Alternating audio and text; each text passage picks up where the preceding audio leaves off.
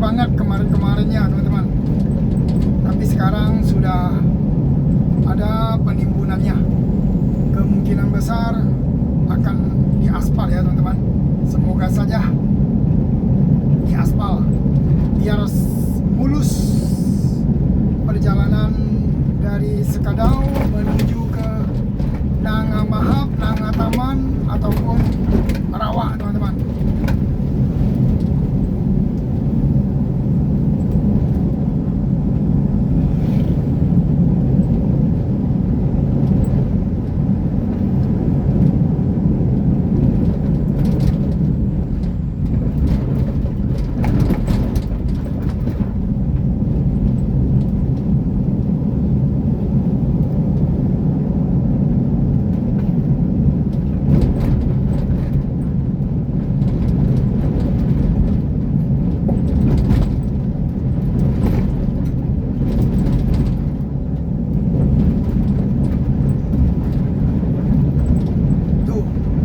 Sudah ditimbun.